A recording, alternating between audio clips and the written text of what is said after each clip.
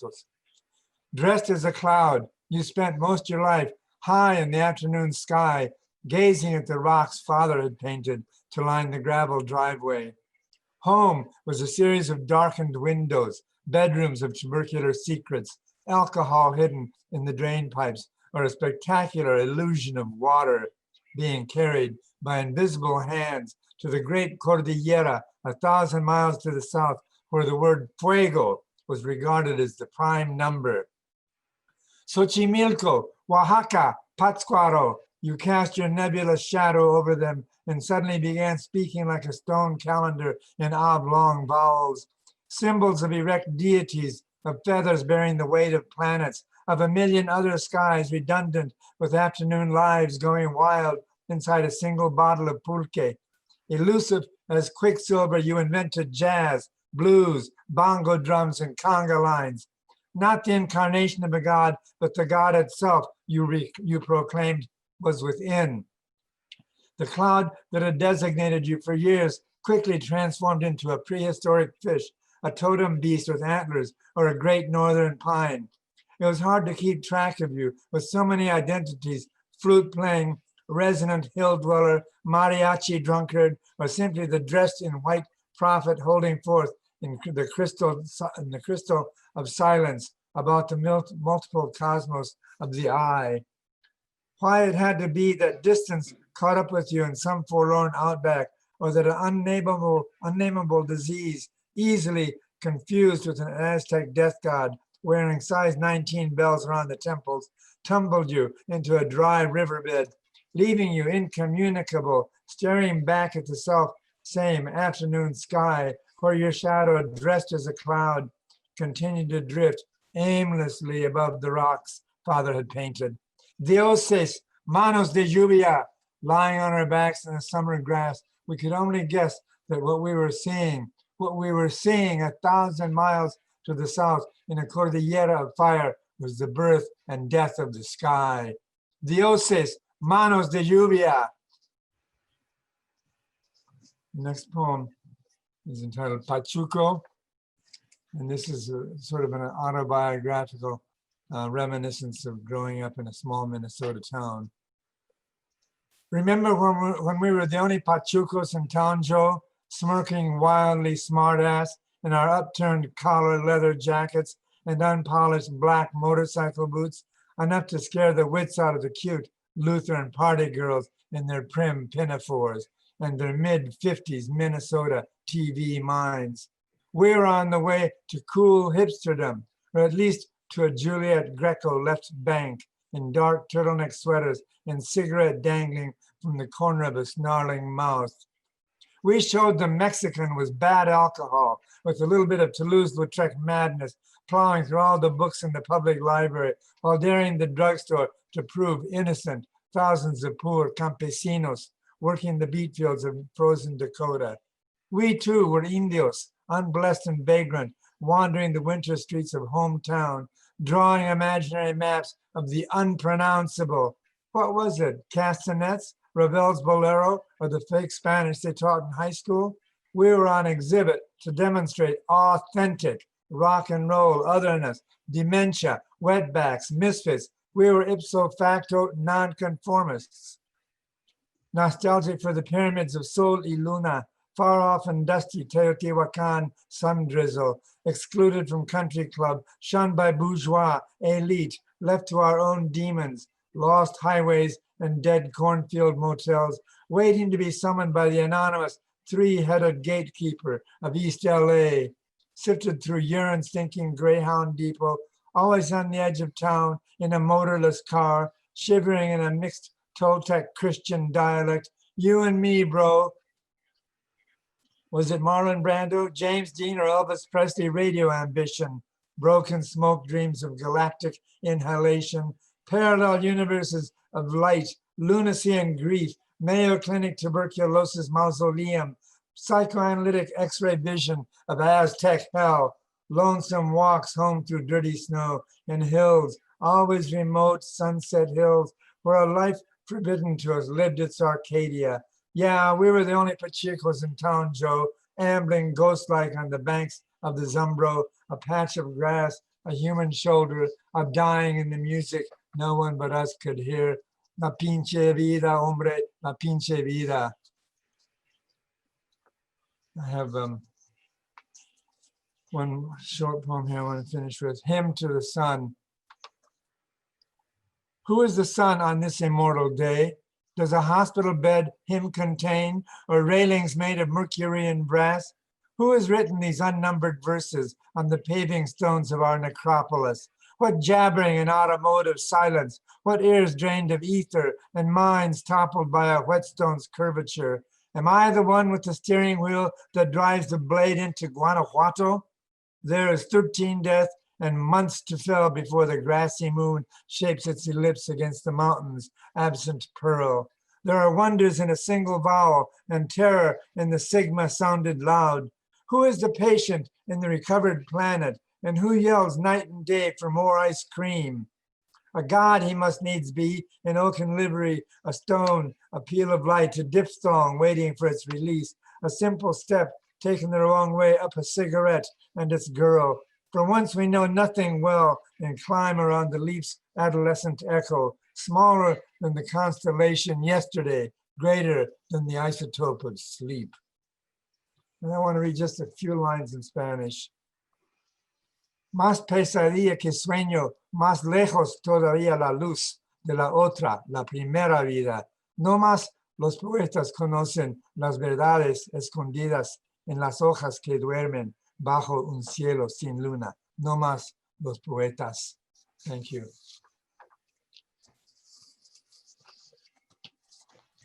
Thank you, Ivan.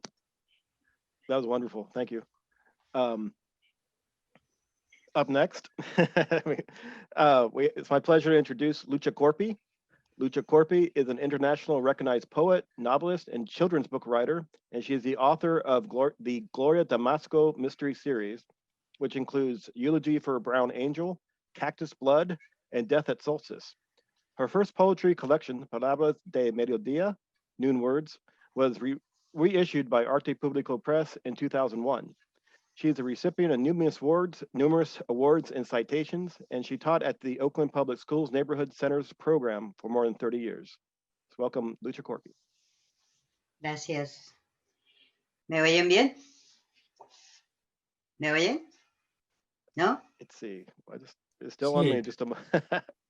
¿Me oyen bien? ¿Sí? Sí, sí. Ok, perfecto.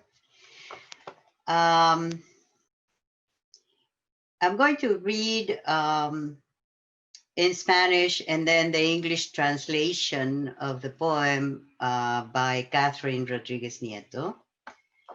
And the first one is called The Protocol of Vegetables, Protocolo de Verduras. El mundo exige diplomacia estricta. Me dicen que aún entre las legumbres existe el protocolo.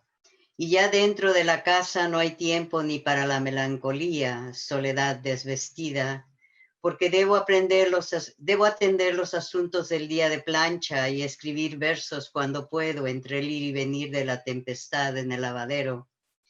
Así no me reproches si te recuerdo en el agua sucia, en el verde de las hojas, cuando riego las plantas, entre repollo y pimienta, a la hora de la cena, si te leo entre líneas de la civilización y sus descontentos. I was reading that book at the time. The Protocol of Vegetables, the world demands impeccable diplomacy. Protocol exists, or so they say, even among vegetables, and in my house there is no time anymore, even for melancholy. That is loneliness laid bare, because I must tend to the affairs of ironing day and write poems when I can between the shifting winds of the tempest in the laundry. So don't reproach me if I recall you in wash water or among the leaves of thirsty houseplants or between cabbage and pepper at dinner time. If I read you between the lines of civilization and its discontents.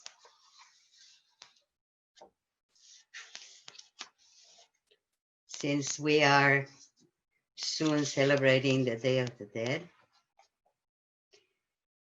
Segundo 2 de noviembre.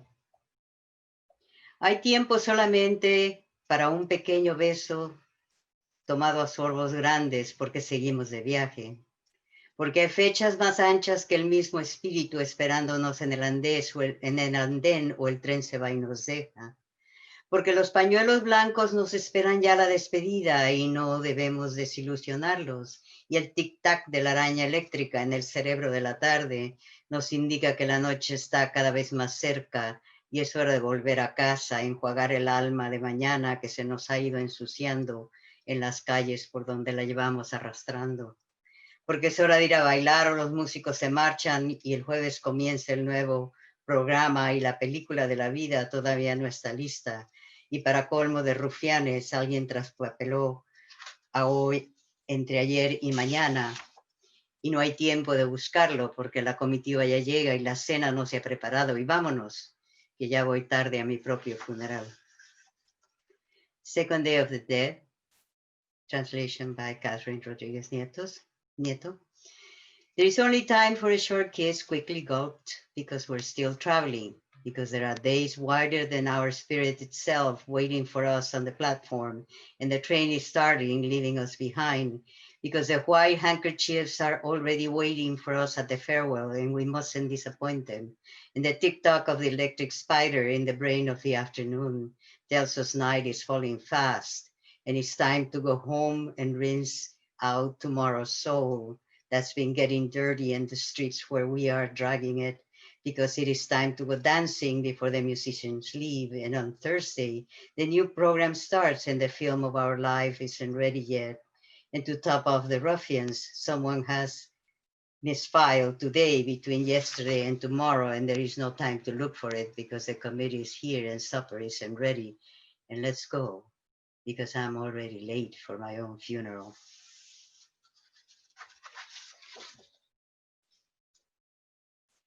I think I will read from my second. Okay. This is simply 9. En los ojos que observaron la tormenta avecinarse había calles empedradas y trigales todavía húmedos por la lluvia de la noche, un triángulo de sombra entre dos casas blancas, un viejo campesino con su violín envuelto en periódico en camino a la feria del pueblo. Me observé en esos ojos como quien mira en el mar su imagen fragmentada por la corriente indómita y la ve convertirse en coral y sombra y pez, en roca y mineral fosforescente. Desde entonces, aprisionado entre el demiángulo del ojo y el origen del cantar, como un suicida impenitente, me acecha mi deseo por sus brazos. 9.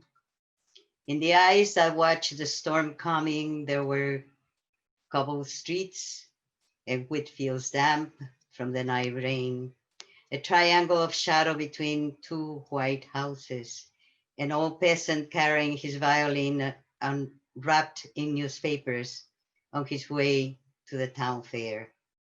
I looked at myself in those eyes like a woman who sees her image shattered by the wild current of the sea, watching it change into coral and shadow and fish, into rock and phosphorescent mineral. Ever since, imprisoned between the demi-angle of the eye and the origin of song, like an unrepentant suicide, my desire for his embrace lies in wait. And the last one, Jornada, it's in 3 sections. I will read only 2 of them. La muerte se reencarna en cada flor. Una ciudad se erige sobre otra. Y en una calle cualquiera, en la plaza, en un portón, o entre flores y pájaros a un lado del mercado, 2 viejos escudriñan la basura en busca del sustento diario. Un niño vaga en pos de ternura. Una madre morena, viuda prematura del amor, espera en fila muda a la puerta de la fábrica. En una ciudad cualquiera del viejo mundo o del nuevo, 2 pares de ojos oscuros comparten la misma historia. 2. Hay noches en que la rosa esconde sus espinas, La luz busca su razón al filo de la voz. Son noches de murmullos, de ansias reprimidas. Y aunque la cabeza en la almohada olvida ya que esta tarde volaron las palomas azotadas por el viento, y al altar cayeron las azucenas, y al altar cayeron las azucenas atravesadas por el miedo, el espíritu labora solo aún en condiciones de fatiga las 24 horas, aunque nos trasplanten el corazón cansado y los riñones curtidos, lo llevamos al hombro hacia donde sea que vayamos, y la esquila con cada tañido nos recuerda que en asuntos de conciencia no hay maestros, ni nadie puede ingerir su pan en estómagos ajenos. Day's work. This is very small print, and sorry. Death is reincarnated in every flower. One city rises on top of another, and in an ordinary street, in the town square, in a gateway, or among flowers and birds at the edge of the marketplace, two old men look through the garbage for their daily bread. A child roams in search of tenderness. A dark-skinned mother, widow early of her love, waits in silent queue at the factory door. In an ordinary city of the old world or the new, two pairs of dark eyes share one history. There are nights when the rose hides its thorns and light goes to find its cause at voice's edge. There are nights of murmuring, of anxieties repressed. And though the head on the pillow has forgotten that tonight the doves flew buffeted by the wind, and the lilies on the altar fell riddled with fear, the spirit trails alone, even under hardship conditions, 24 hours a day. Our exhausted hearts and weathered kidneys can be transplanted, but our spirit we always have with us. And the toiling bell reminds us at each stroke that in matters of conscience there are no teachers, and we cannot digest our bread in someone else's stomach. Thank you. Thank you, Lucha. That's amazing. Let's see. Fernando? Is he on yet? I'll go to me for now. I guess as we wait for Fernando, we don't have too much longer here. Let's see. Maybe I could ask you guys quickly about writing about other places. Do you that, because in some of your work you both write about Mexico. Do you write to deal with the past, or you write with longing for a different place, or is how do you guys enter that?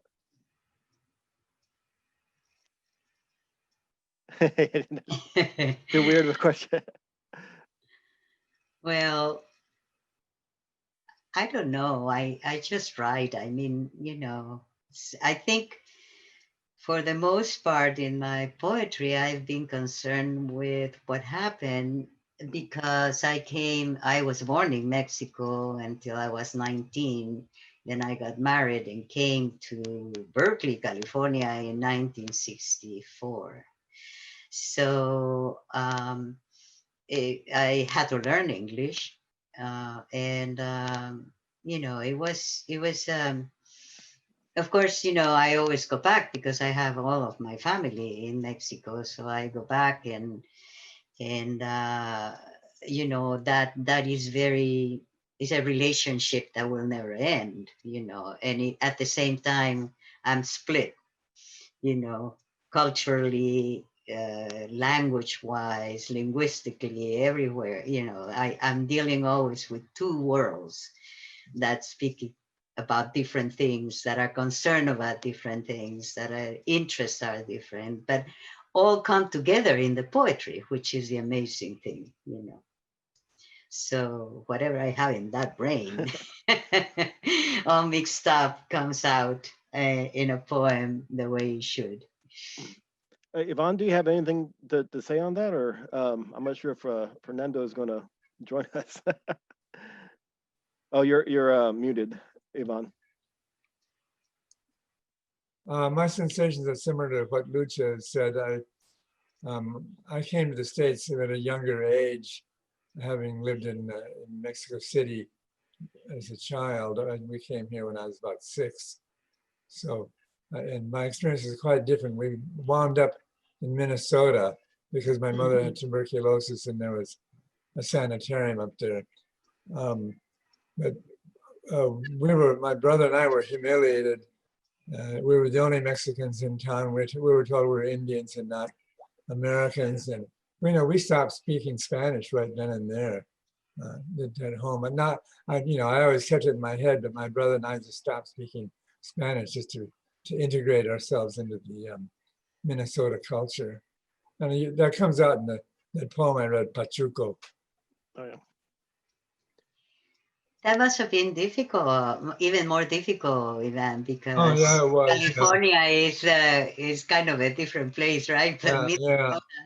And my father, his command of English, because he was about 40, was really bad. And so I was embarrassed to bring kids home. I didn't want to have them hear him talking. And in addition to which, he was a brilliant, eccentric artist. But when we lived in Mexico, he had known Diego Rivera and Frida Kahlo and people like that. And suddenly he was up here in Minnesota working as a bartender in a small hotel. And he started doing paintings again, doing murals in the hotel walls and whatnot. It was pretty, we stuck out like a sore thumb there.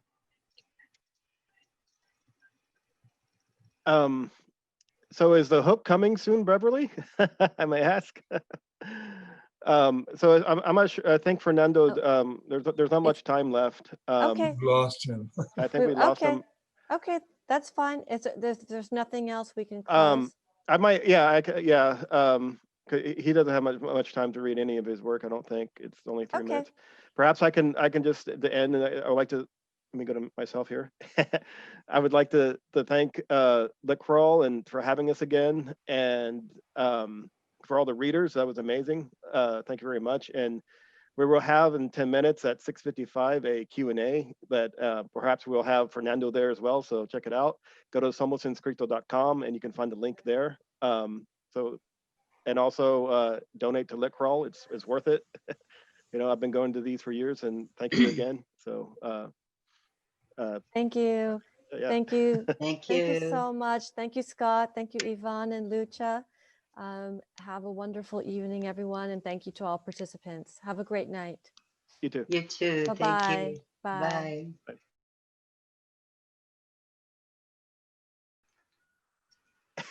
All right, Armando. Okay, well, the question that came to my mind was because the idea of whether we write, and both in particular, whether your poetry is either longing for a place or, just recollecting it and, kind of reconstituting it in your mind and then in your words. My thought was, isn't poetry in general a recollection of the past and what it means to you now? That kind of thing. I define it more as a longing for something. Sometimes it's something that you remember, or something that it's out there that you don't quite know what it is. But to me, longing is a better description, at least from my poetry. I guess that's a mystical way of putting it. Yeah. I think that, I don't know. I think it's a lot of, you collect a lot of things as you go.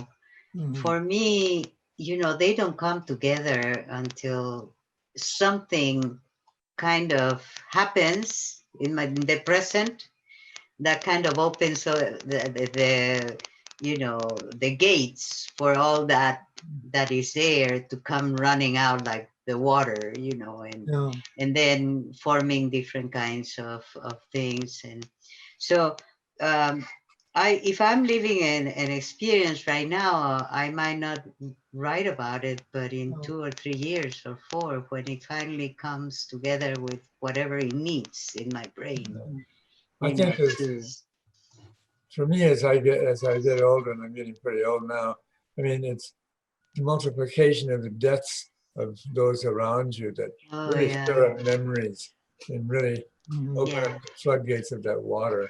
Yeah. I Well, remember don't they say that is a second childhood that we're experiencing now? I Well, I thought don't know about you young men, but young men, I'm young experiencing a girl, second childhood. I thought it was it's the different. third childhood. Yeah, it is different things that bring back memories. And then if you have the capability, the skills, and the words to express it, it's a real blessing. Um, I once wrote something. I have it here somewhere. You know, for Proust, it was a smell of Madeleines. Uh-huh. Mhm. In that case, it was uh, smelling flowers. I mean, tortillas being cooked. Oh yeah. And I was in with my wife in San Miguel de Allende, and we woke up this morning and we headed down toward the Jardín, you know, Uh-huh. and the first thing I smelled when you know came to me when we walked out of the hotel was the smell of fresh tortillas. Uh-huh. Okay, So man, then I love that. I thought I was like imagining or something because Deja vu.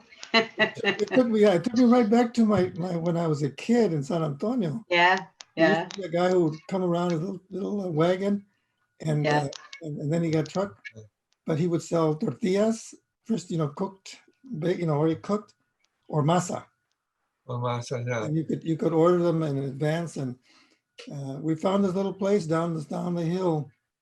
These ladies had opened up a hole in the wall of their house on a corner, and they just covered it up with a piece of corrugated metal roofing, you know. They would open up in the mornings and that smell would start coming out. Yeah. So that was very powerful for me, and I had to write something about it. But Well, I guess, you know, because, I mean, and the aroma or the smell of something Yeah, will trigger a chain of yeah, memories, no?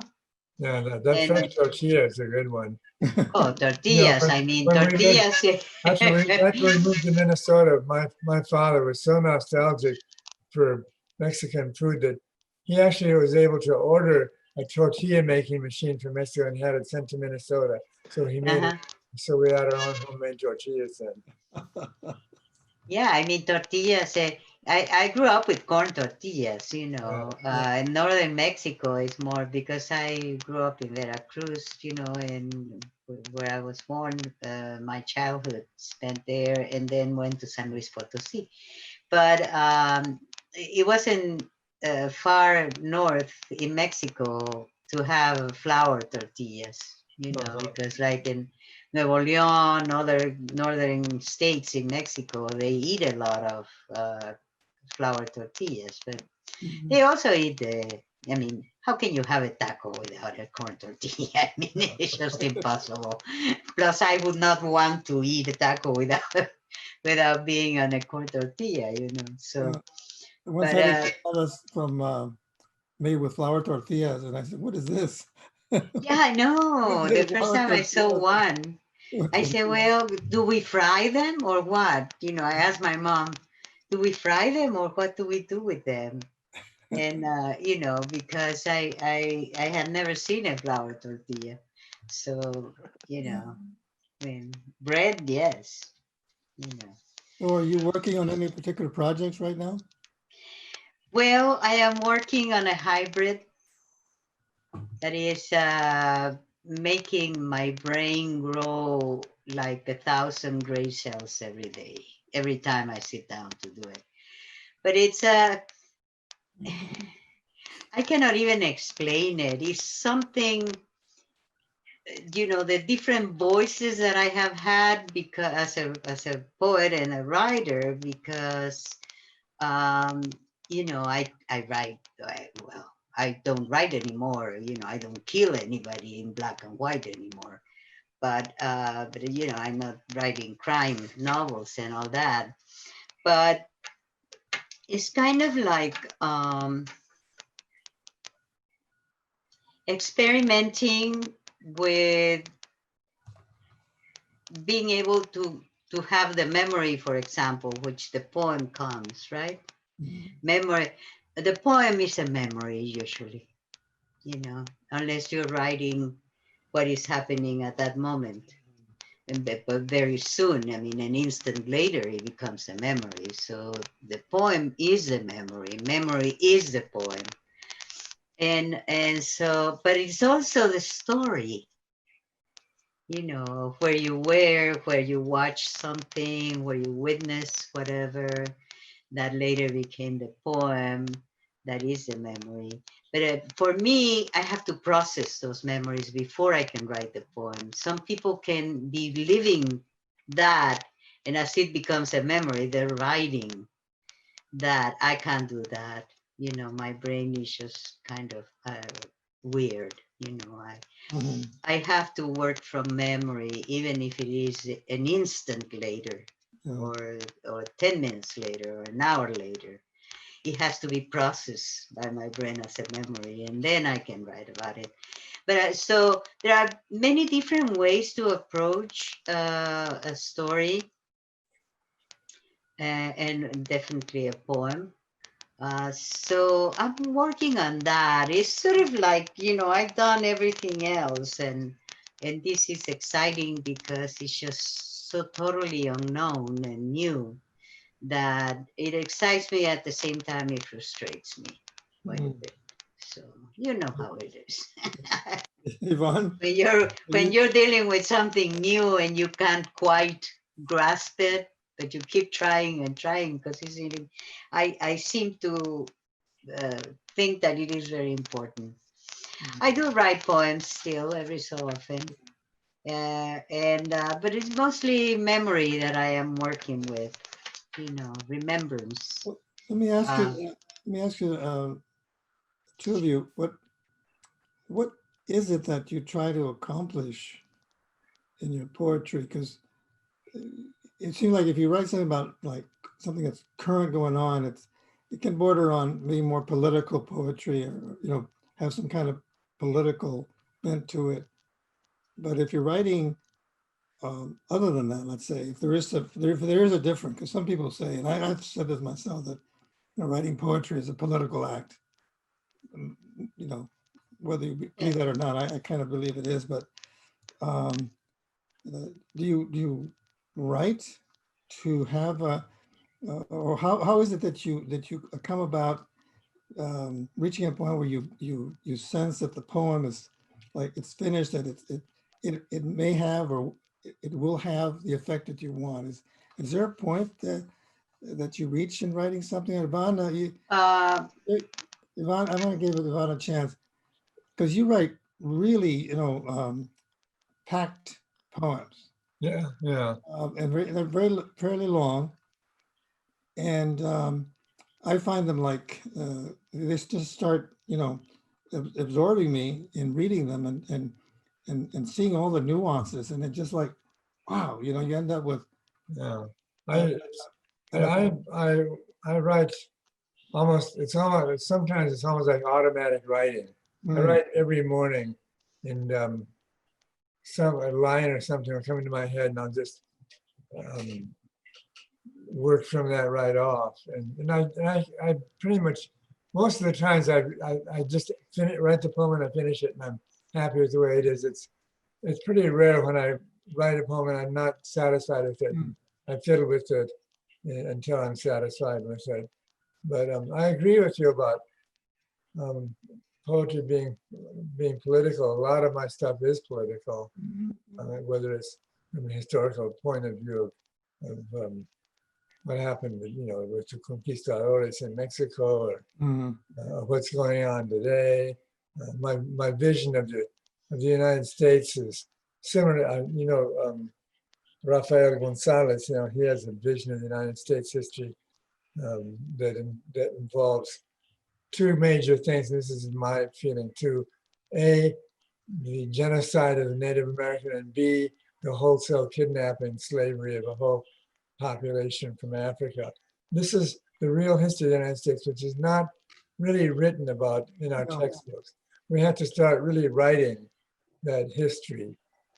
And so a lot of my poems really come from that reflection. I guess.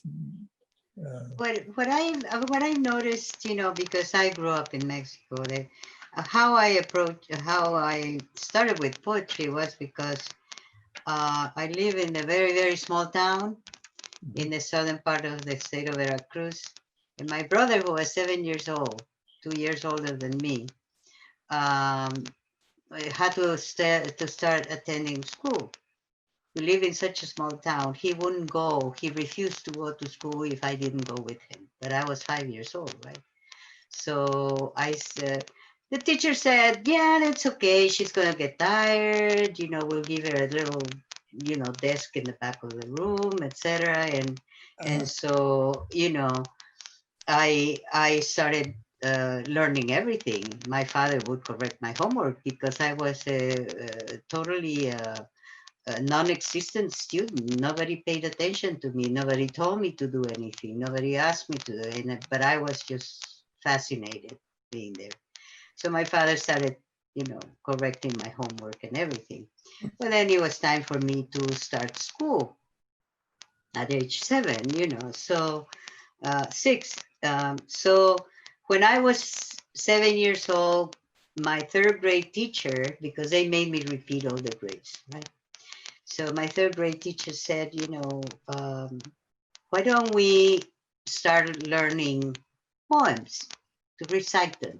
And so she taught me how to move my hands, how to express things with my body, my voice, etc. And then they would ask me to to learn all of these, you know, Viva Pancho Villa, Viva Benito Juarez, you know, all these poems that were kind of you know, to talk about the history of the country through Pancho Villa, Benito Juarez, etc., etc.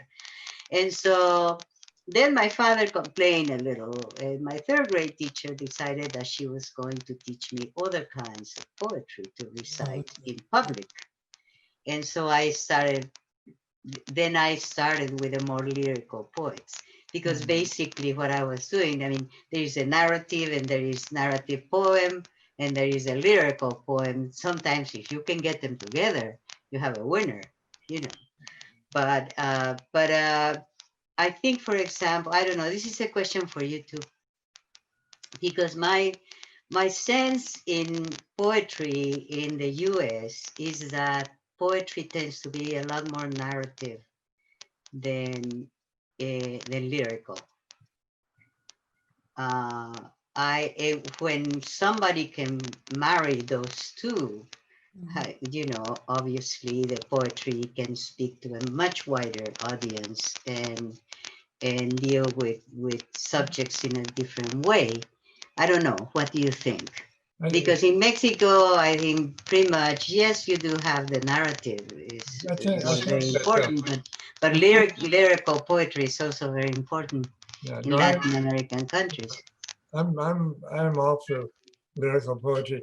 I think what you're getting at is, I think since about 1970, American poetry has become very narrative, and I think it's largely due to, you know, the workshops, poetry workshops, which to me are to be more narrative. Yeah, you know, they tell, you know, you get a class and you say, I want you to think about, you know, something that happened in your childhood that really, you know, blah blah influenced you. And so what you really get is kind of very prosaic things like, you know, when I was a Boy Scout and I killed my first snake or something like that. But that's yeah, so, yeah, I guess so. we have. So, and I'm much of the poetry, and I call it academic poetry, is exactly that. It reinforces a narrative sense, and it really could just be prose. It's just that's Yeah. put on the page to look like a poem, but it's really just prose. The lyricism is gone. You know, and the trouble with these workshops is they don't teach poetry as literature, they teach poetry as therapy. That's true too. That's true too. And so, Um, for me, you know, I've been invited to workshops once in the Blue Moon, and I haven't been in one in a long time because they would invite me to talk about surrealism. But I discovered that these people don't know anything about poetry. Mhm. yeah, They don't know what the it's an metaphysical poets interesting. are, what Lorca is, or, Cesar Vallejo. None of that. They don't know that. Well, you have to read poetry That's also. right. You know, You know, other poets to sense really. I mean, I think music, visual arts, and poetry, the spoken word, are our three human ancestors that go back to Oh yeah. the beginning, you know, of humanity, and for that reason, they're very different arts. For example, for me, the story came after the imitation of the sounds and trying to make sense of all that nature, you know, by the first people in this world. And so then later, narrative poetry, the narration, the story became a way to explain in a wider kind of canvas, you know, or to paint it, everything, the epic, you know, of something or someone. And so, but when you can marry the lyrical and the narrative, you're a winner. You know, I have a hard time doing that for the most part because I basically come from a more lyrical, even in narrative, you know, in the Spanish language and what we learn in the literature and all that and poetry. So I think in the US, and I don't know, maybe it is the fact that, you know, it is the way of the empire, maybe, that what becomes the voice, the narrative voice has become much more important than the lyrical. Yeah. And that's what is taught at workshops, unfortunately. Yeah. Because, you know, lyrical is considered sentimental. Well, there is nothing sentimental about any of my poems, but they do have a content. I mean, if I'm writing sentimental, I throw it away. I actually burn it, you know, if I indulge in that kind of thing. One thing is to write about feelings, another thing is to write about sentiment, you know. Copy, You know, so. Well, I noticed that like with Yvonne, one of the striking things about your style of writing, Yvonne, is that you bring together like what are seemingly opposite sounding, you know, sounds to it, and words that might otherwise not be considered as, you know, unified or that you know makes sense. It's kind of a, you know, Yeah, but you bring them together in such a way that it creates a whole different vibe, you might say, a whole different sense of reaction to it. And that's one of the things I find about your poetry that's startling and yet, you know, like really causes me to become really absorbed in it, just having those kind of reactions to it. Do you sense that when you're doing it? I mean, you do it just. Yeah, no, it's something I learned from surrealism. It's, you know, it's called juxtaposition. You put two things that don't seem to belong to each other. And, you know, Cesar Vallejo is a master of that. But even, you know, Lorca's Poeta en Nueva York is beautiful for that kind of stuff. Yeah. It's a spin-off from that. And it's a technique, you know. Why does my shoulder cry? It's so human, I can't stand it. But that's if you just get into, like you're saying, about poetry being primarily narrative, it doesn't allow for anything that kind of jars people. No, right. No, it's just, And I think your poetry, I wouldn't consider it lyrical poetry, but it has, I think, a similar effect in terms of how one can react to it. If really, if you're paying attention to it, mhm. one thing. Not many people pay attention to poetry these days. Yeah, no. It's Yeah. quite Well, overlooked. as I said, it's one of the three arts that we have that goes back to the beginning of time for mankind, womankind, because it's so inherent, I guess, in being human, is so much a part of us. We try to tell stories, right? Yeah. In the caves, we see the stories with the art, So it's like the art and poetry and the story are the three things that we have, from the moment we're born. It's already in our genetic, in all human beings, I think, Some decide that they love listening to stories. Children do. Most children do. You tell them a story and they're fascinated. And music also, it's another way. And then you have more of the poetry, the poem that deals with not sentiment but feeling, trying to understand why we fall in love with this person who doesn't deserve it, or or how we like certain kind of people, why we are, others are a magnet even though they're not good for us, whatever it is, that we go into in terms of relationships. And then, well, those are the stories, right?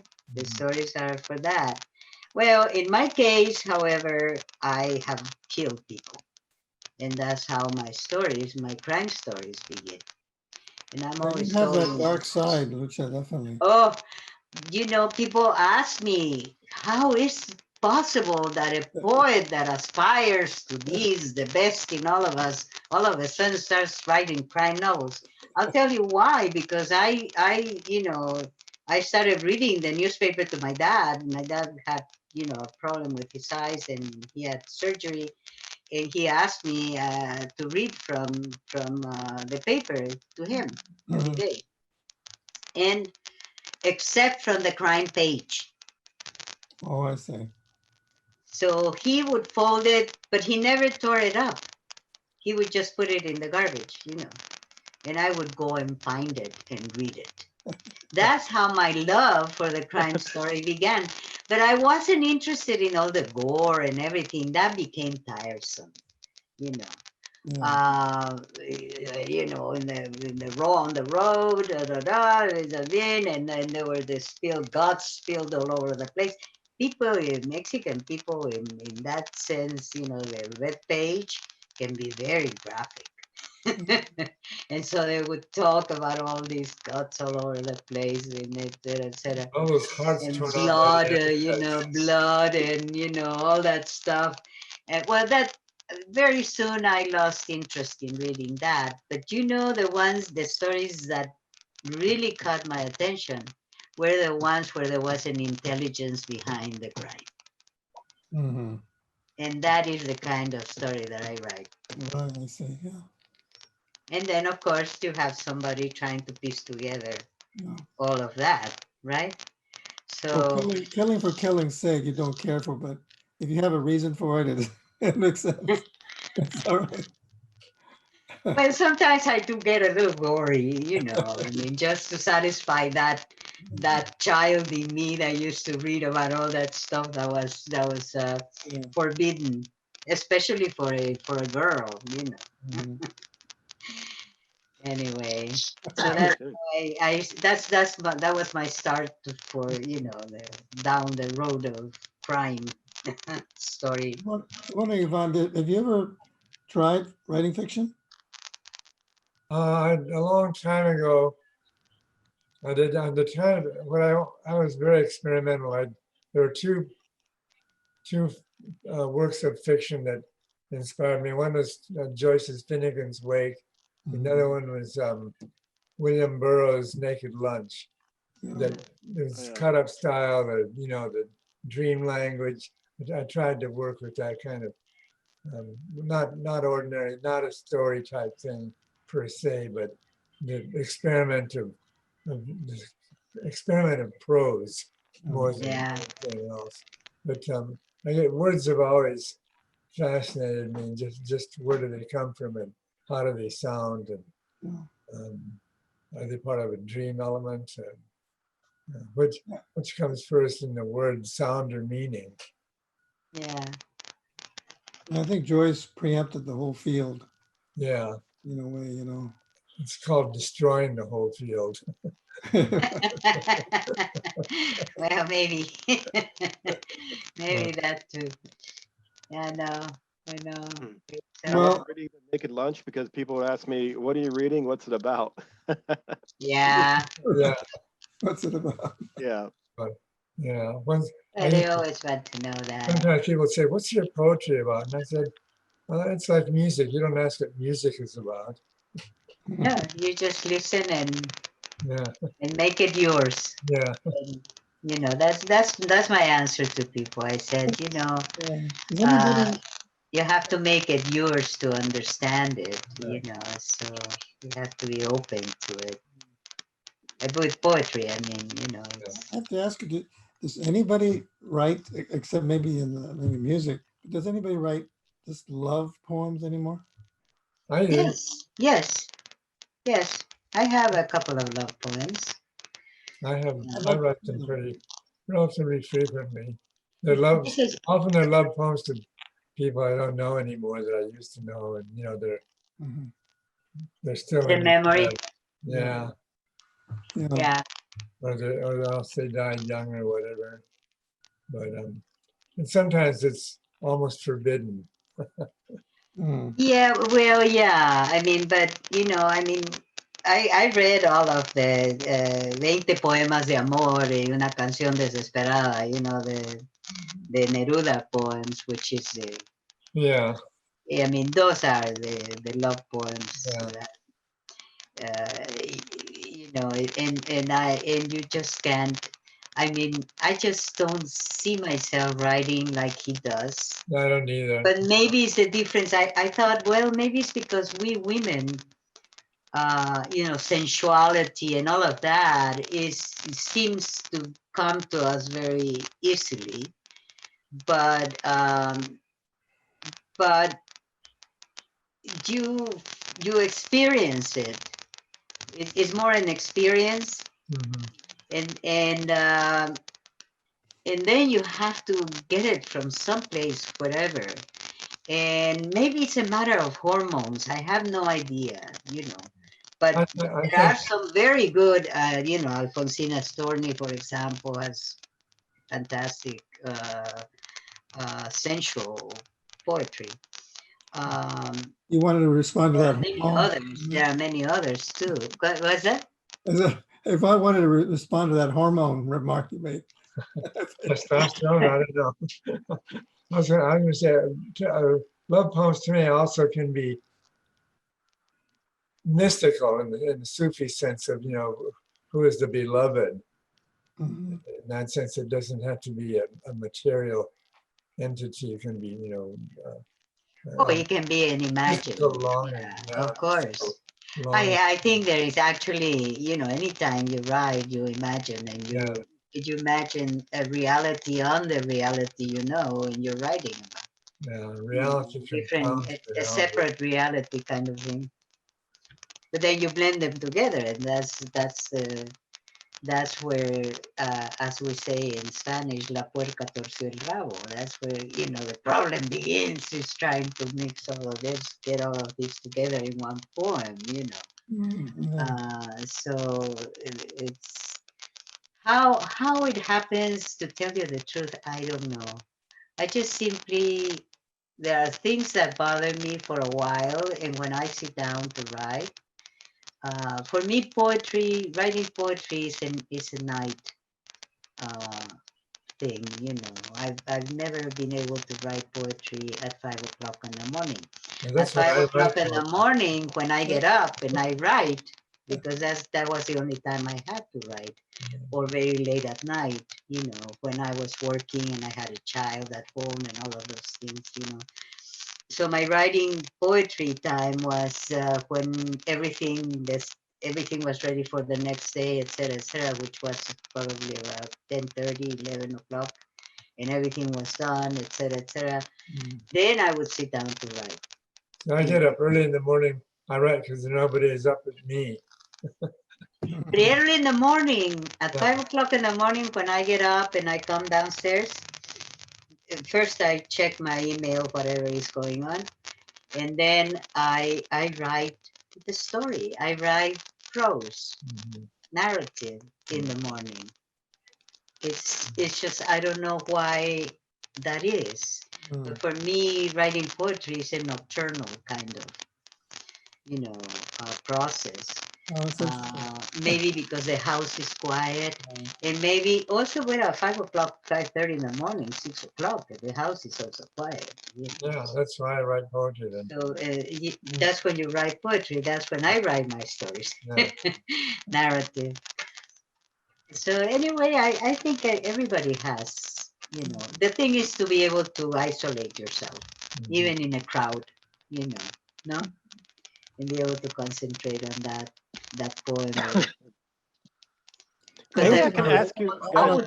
How would people be able to write anything in a crowded cafe? And I've So when seen I them was- do that in Berkeley.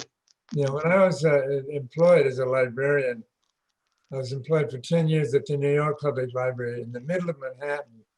And I wrote poetry every day at my lunchtime. At lunchtime. And when I came to Berkeley, even now, you know, the Laval Southside Pizzeria and Oh yeah. Kips, I would go to these places, and that's where I wrote my poetry until I retired. So it's When not do the you write, setting. Armando? See, Lucha, it's not so much the setting, but what's in your mind and how you just seem to use whatever prompts, you know, are in your mind to put something on paper. I think you're right. It's just, it's unexplainable. Yeah, it is. Yeah. There's no point in trying. But what are you working on? Pardon me? Do you write? I haven't read any of your poetry. Well, I did put together a chapbook some few years ago. In fact, I took a summer course that Brenda Hillman had put together at St. Mary's College. Yeah. It happens that her husband Bob Haas was 1 year behind me at St. Mary's College, so we've known each other for that long. But she had accepted me into the class to audit, which is really, really nice of her. But it did generate a lot of poetry, and I've been trying to get back to it. And every once in a while, I'll write something down, but I just don't seem to have that same kind of sensibility. I guess I could say it right now. I've been writing, mostly novels for young adults. Yes, that's yeah. And I've written, that's kind of my favorite area to write in. So. Es lo que te quita el sueño. That's what people say. Yeah. It's what you will stay up until late doing. I can say that there's something similar happens when you're writing fiction, and this I'm sure has occurred to you that I discovered as I was writing my stories that there would come times when something would just click, as you're trying to put together one piece of the story and then how it worked with something else, that all of a sudden, you get over it and everything starts to go from there and just, kind of make a lot of sense. Yeah. So that, and it's the stories I've written are very autobiographical. Go back to my days in San Antonio, so that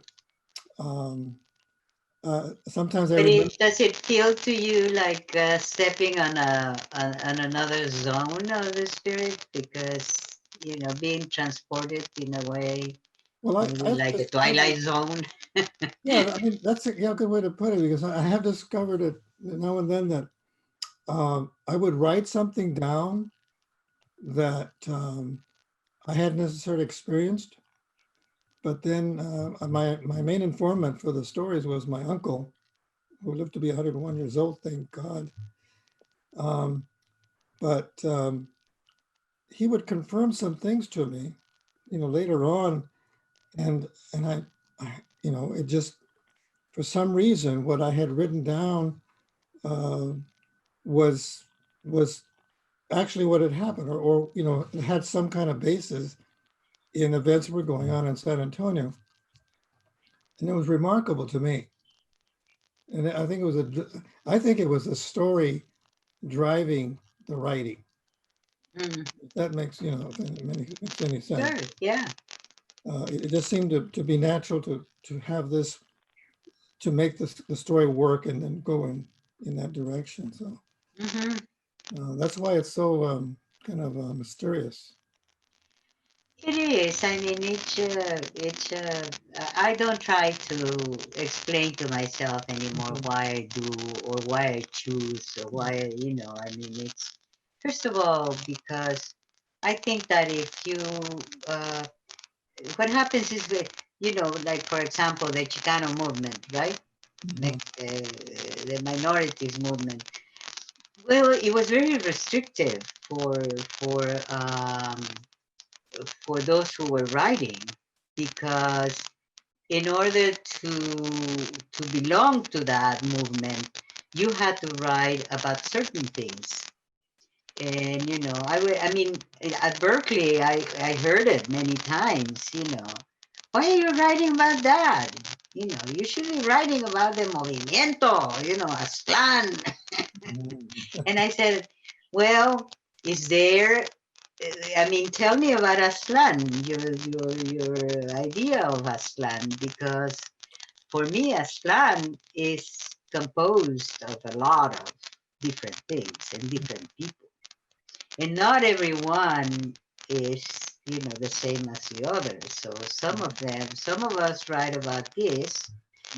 And I don't particularly, I mean, my poetry is concerned with social issues, but not necessarily political in the same way as it was. So it was interesting to live that at that time, because you had to resist. I mean, I think I could write a protest poem if I put my mind to it. Probably just one. But for me, there has to be a kind of seduction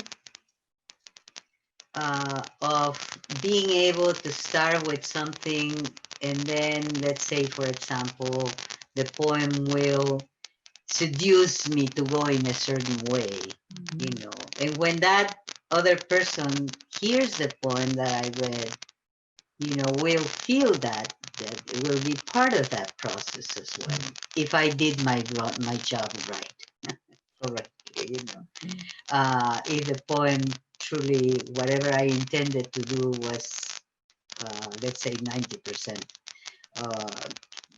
gone into the poem, then I will transmit to the reader what I was feeling, and what I was thinking, what I was seeing in my mind, in my brain, and then the reader can do whatever he pleases with that knowledge, and usually, well, that's where you sometimes read I sometimes I read things that people write about my poetry, and I say, "Do I do that?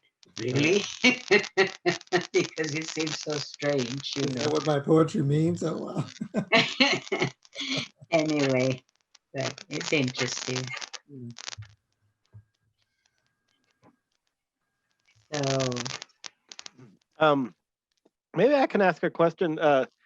Maybe yeah, not much of a question, but maybe a statement you guys can go up yeah, on. Because you know, I mean, I get Armando had mentioned listening to your poetry and being lost in it in a way, and it kind of like fascinates me how people get mesmerized by performances and poetry, and you know, people don't like everyone was saying, like people don't read poetry, this kind of thing like this, but like as much as it, you know, certain the past, but like people still get mesmerized, people still get lost, and it's kind of you know, and as Lucha was saying, it's in the arts that it happens in across some different like music and drawing and visual arts as well. Just I wonder what kind of happens. It makes as a person gets into a certain receptive state. I mean, beyond they're already listening, but then they get mesmerized, perhaps, or lost. I think if the people in the audience are open to listening to the poet and let themselves be transported, you know. But you have to make that connection with the audience so that they trust you. It's a matter of trust with an audience, you know. They trust you that you are going to take them someplace, and they're willing to make the journey with you in a reading, you know. For me, sometimes like the poems are read tonight, I have a sense that when I'm writing, I'm also saying it aloud to myself. I'm saying, what effect is this going to have on a group of people listening to it? You know, I want to get them electrified. I want them to really sit up and listen. And I think that's one of the things that motivates the way I write poetry and why I put the juxtapositions there, because I want to startle people into understanding what an enigma life really is. Yeah. Yeah, that's true too. Yeah. I definitely have caught on to that, Ivan. Yeah. So if you know, if it looks dense on the page when I read it, there's more of a flow than there is the density breaks up. Well, I would say that to me the best poetry is the words that you can relate to. Mhm. You know, that touch something inside you. In a way, I think that's what the poet wants to do is, you know, impart his or hers, her experience. Yeah. Their You want feelings. it's kind of like you want people to wake up to this experience. Yeah. Because you know, with prose, it's a different thing. It's just a daily flow of things. But poetry is somehow, I mean, to me, real poetry, lyrical poetry, any really good poetry out is a slightly different plane. For one thing, the language really is different in prose. Not only is it different in terms of the choice of words, but in the way the words are put together. Yeah. It's just not prose anymore. It's really good poetry. And that's what you want people to wake up to. Yeah. It's a level of consciousness that is above the quotidian, above the everyday. Yeah, and the way that you sometimes construct a line of a poem, which doesn't follow the rules of grammar or whatever, Logic. you know, but yet you're able to convey that, and the audience can get it, you know. And to me, that is what, because my brain doesn't think in straight, unless I'm writing a story. That's a different thing, you know. But if I'm writing poetry, I don't concern myself with whether the line should be complete, you know. Yeah. There is one thing in Spanish, however, that is different than English, and that is that every ending of a verb belongs to a person. right? So, Yeah. for example, nosotros tomamos agua. Yeah. That So then- amos at the end of the verb in form is por nosotros o por ellos, o ellos toman agua. So each person has an ending, so you can eliminate the person, Yeah. the pronoun. pronoun, Mhm. the name of the person. You can name the person only once and then just continue to, talk about this. But you cannot do that in English. Mm. That is one of the differences. You always have to have the person there because otherwise people get lost. Mm. And because let's say, for example, he and she and it take the s at the end or the es at the end of the verb, unless we're talking about in the past, the regular verb. Then there are the irregular verbs, which I think there are more irregular verbs in English than regular ones. It's probably not true, but it seems like that, But anyway, so you can actually eliminate the subject of the sentence in Spanish because the ending of the verb tells you who. Mm. But in English, you cannot eliminate that easily. We have those guideposts, so to speak. So you keep, your lines are more along the lines of grammar, or what grammar dictates, So it seems more, maybe that's why one gets the feeling that there is a narrative, going on. And I don't know, I tried one time at a workshop just because I wanted to. I was bored actually, I don't know. I never go to workshops usually, but this one was, I've been to other workshops that I really like, and I try to do the work with the other poets in there.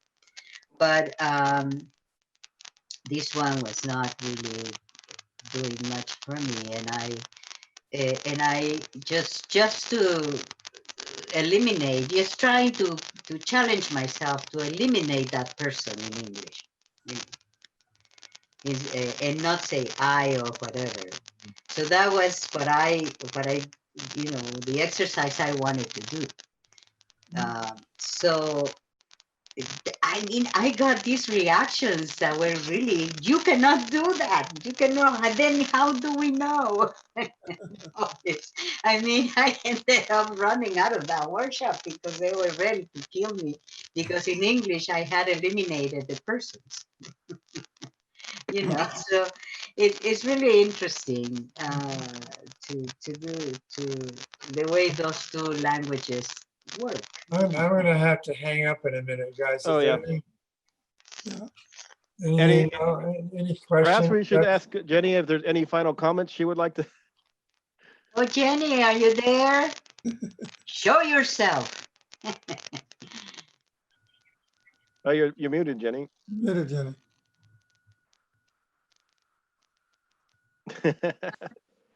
Well, say it again. I'm having trouble with it. Ready audio. Is that Yeah, there better? you go. There you are. Hi, how are you? I'm good. I think we just interrupted you though, Yvonne. What were you going to say? I'm saying I'm ready. I have to hang up in a minute.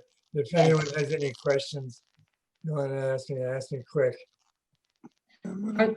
Are there any subjects or even sounds, words, juxtapositions, word pairings that you've avoided previously that you found yourself writing more recently, especially since? No, but I'm very careful, unless it's for emphasis, careful not to use the same word twice in a poem, unless it's a pronoun or something, of course. Mhm. Yeah. I wouldn't want to use the same adjective twice, unless it's for emphasis. Right. But other than that, no. That's great. Well, I think that's a good point to stop. I want to thank you both for reading first place and for answering the questions and having a conversation here. I really enjoyed it. I'm sure Armando and Jenny did as well. Yeah, well, thank you for I the did not opportunity. live, huh? That's the best kind of conversation. Yeah, Anyway, it was so good to see you, Armando, yes, and good to see you, Ivan, Nice gotta to get all together meet for some you. coffee soon. and Jenny, and Scott. Thank you. Oh yeah, it's good to see you. Adios, Ivan. Thanks, All Rob. right, see you guys Thanks later. for getting this together, Scott. Yeah. I'm sorry? Okay, Nos vemos. thanks for Good getting night. this together, Scott. Oh, sure thing. Yeah, Yeah, yeah, I enjoyed it. I really loved the reading. well, thank you. And Armando, when it's all over with, i.e. the COVID, let's have coffee in at Pete's. Absolutely. I'll treat this time. Okay. Adios, Okay. guys. Buenas See you noches, guys later. everyone. Okay, good night. Buenas noches. Typical Vaso. It takes us half hour to say goodbye.